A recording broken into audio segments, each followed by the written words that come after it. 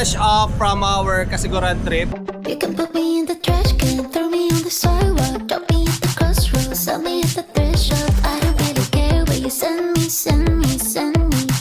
No, I don't really care. You can drop me in the ocean, leave me in the alley, hide me in the basement, or leave me at the lost and found. I don't really care where you lose me, lose me, lose me.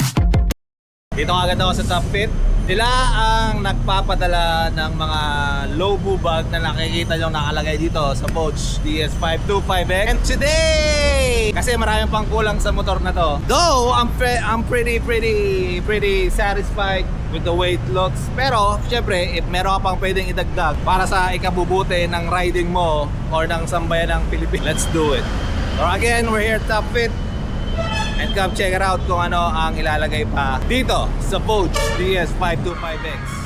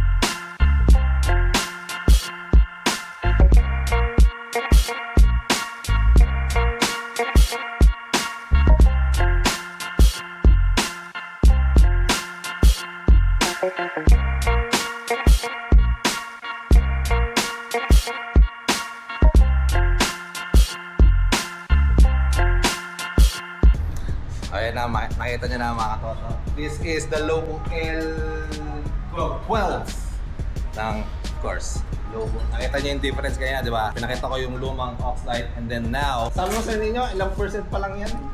Liwanag na yan? 1 pa lang yan? Sabang kinaiba na itong Oxlite na to, baka any ordinary Oxlite lang yan, diyan kayo nag-aamali. Iba to. Ito kasing Oxlite na to, kaya ako nagustuhan to. For its, una, yung brightness, syempre. And then the second one, and probably one of the most important one, is the safety. Kasi di ba, pag ordinary Oxlite, ang switch niyan, magkahiwalay yung niro-roll yung ganon na malayo sa manibela. So ang tendency nun, pag i-on mo, i-adjust mo yung ilaw, kailangan mo tanggalin yung kamay mo sa manibela just to adjust the light or to turn on and off the light. Pero itong Lobo L12 na to, ito yung switch niya. Wala na dito, malinis na yan. Ang switch niya nan ay nandito. Nasa clutch lever na. So ang tendency mo na ang kamay mo is completely nandito na, hindi mo na kailangan iangat para i-on. Nandito na yan. Nandito na lahat ng switch niyan. Ayan o. And then, press lang. Ayun. Ayun. High and low. Low, high. Tapos, Roll forward. roll. Oh my goodness. Ito yung pinakamababang settings niyan. Akala ko ito na yung kanina eh. And then pinaka-bright. And then, let's go to the high.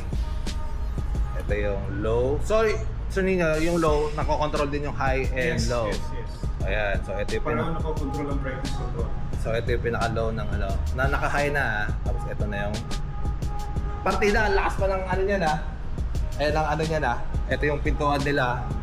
So technically dapat maliwanag dito pero nangingibabaw yung Oxlite. So ito ang ano niyan.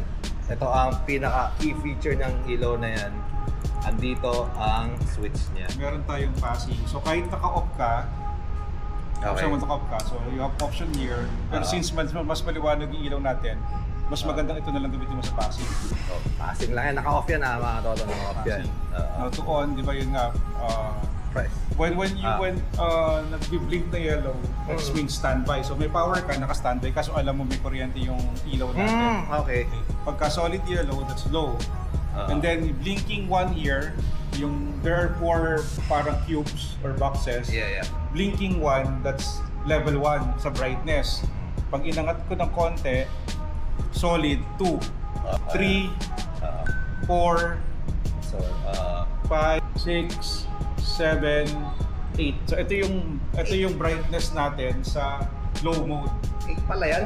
Yes. Sa high naman, so naka-yellow na. Pagka high, one more press here sa roller, magiging blue. Magiging blue siya. So alam mo naka-high ka. Okay. And the same thing. So 1, 2, 7, 8. Ang liwanag.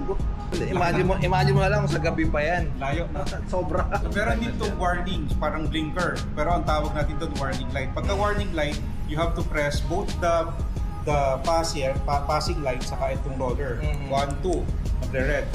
Oh. To off, 1, 2, Okay. 1, 2, 1. So that's yun yung first mode ng warning. To go to the second mode, press mo rin yung roller. Yung roller na lang. Yan. Pero syempre, huwag nyo nang gamitin yan. Be mindful habang ginagawa ni Sir Nino yung paglagay ng switch na yon, yung kamay, hindi na matatanggal sa manibela yon. Nandito lang yan. All throughout the process na i-adjust mo ilaw, i-on mo, lalagay mo sa mode. So, pero to Sir Nino, hindi naman lang siya yellow, di ba? Pwedeng natatanggal yung, pinakita ko kanina to, yung cover niya. So, yung snap on siya. Ayan. So, kung ayaw nyo ng yellow, ayan na, white naman siya. Kung di mo feel yung yellow, o, diba? White. Tsaka ito, mga toto, hindi to rubber, yung ididikit lang ganun. Talagang naglalak siya dahil may ngipin siya dito na maglalak dito. So, pag nilagay siya, talagang nandun siya. Ayun. It's there. Yung nasa cable tayo. Hindi na gagamit ng cable tie. Sa luma ko kasi may cable tie nilagay kasi dalalaglag. Ayun. So that's the Lobu L-Core. Magkano ang SRP nito, Sir Nino? At saka tingnan nyo, ang liit lang niya, no? Sabi yung luma. Oh, yun yung luma. Pero yung brightness niya, kung gaano siya kaliit, gano'n naman siya kaliwanag. 26.5. 26.5 to mga katoto. And if naliliitang kayo dyan, marami pa silang magpipilian dito. Meron yung L11, which is pretty much the same thing pero round lang siya. Saka wala siyang yellow lens. Tsaka wala Sa siya. 23,000. And all of the lights comes with the same switches. Yeah. Meron din sila dito L18, yung mga malalaki na L16, somewhere in the middle of the small and the big. Saan ulit tong ano mo, Sir Nino? We're located here, flagship store is located here sa Topit Adventure Building, Bagong Ilog, C5 Pasig City. Ayun. And we have nationwide dealers. Hanapin nyo na lang sa page, Lobu Motor Philippines, to check sa authorized dealers. Authorized dealers na tayo bibili kasi sa mga unauthorized dealers or sellers, first of all, wala tayong warranty. Ayun, dapat sabihin mo yung kinakwenta mo sa akin kanina. So, importante yung warranty, no?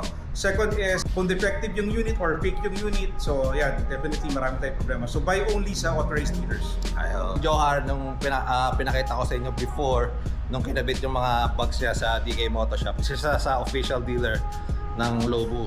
I believe meron din siyang ganito ng Sir niya. Nakita ko nga pala doon sa store. Ayan. So ito, hindi lang pang big bike tao. Yung mga nakikita niyo sa akin mga gamit sa big bike, pwede rin to sa mga small. Actually, perfect nga to sa ADV. Yung ganyang size. Nakita niyo naman yung ano, di ba? Night mode na, gabi na, as obviously. Ang una niyong mapapansin, again, if you're riding at night, is yung blinking na orange. So that means that may power yung ilaw, naka-standby lang siya, ready to use anytime you want. Ito ang itsura sa gabi. Currently, it's 10 o'clock in the evening. Medyo may isang poste lang ng ilaw doon. And other than that, ito yung isa. And maduwalag lang talaga yung camera. Ayan. So, on this level, this is only level 1 as indicated right there. May isang nagdadat. And let's go to the full. Yan na yung full niyan. Sa low beam pala to mga katoto. Low beam, take note, low beam yan. Let's just hit the, tawag dito, yung jog dial nito, yung roller nito, in order to put it on high beam as well. Ayan na siya. So, ito yung high beam in its full power right here. And when you roll it towards you, nagdi-decrease yung power. So, ito yung pinaka level 1 power netong high beam. At that will be also indicated na yung blue na ilaw dito sa pinaka-control. That means naka-high beam ka. So pag naka-low beam ka, orange yan. So right next to the roller is there's a button there for passing. And now, let's try it with the white light naman. Kasi ito, obviously, it's yellow. Is tanggalin lang natin yung cover.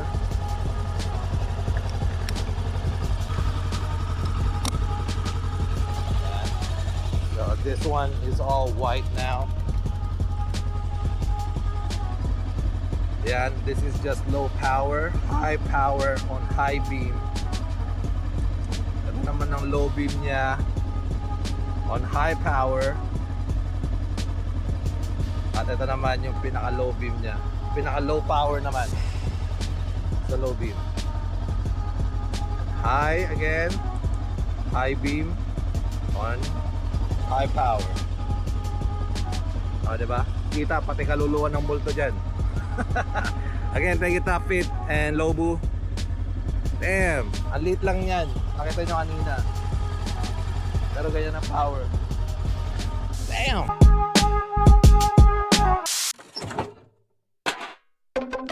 Can you believe he said that?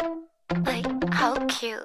You can put me in the trash can, throw me on the sidewalk, drop me at the crossroads, sell me at the thrift shop. I don't really care where you send me, send me, send me. No, I don't really care. You can drop me in the ocean, leave me in the alley, hide me in the basement, or leave me at the last of fun. I don't really care where you lose me, lose me, lose me, or if you choose me.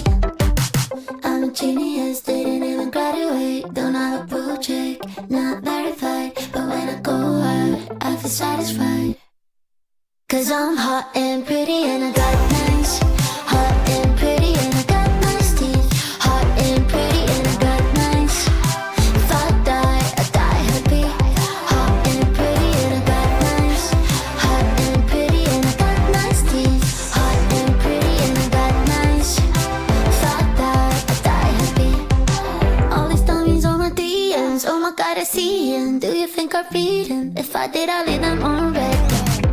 Can't believe they thought I want them. Like who? Me? Her? She? I don't really care if they hate me now. I'm on my way out, but you're way out my league. Cause I'm hot and pretty and I got nice. Hot and pretty and I got nice teeth. Hot and pretty and I got nice. If I die happy. Hot and pretty and I got nice. Hot and pretty and I got nice teeth. Hot and pretty and I got nice. If I die happy, happy.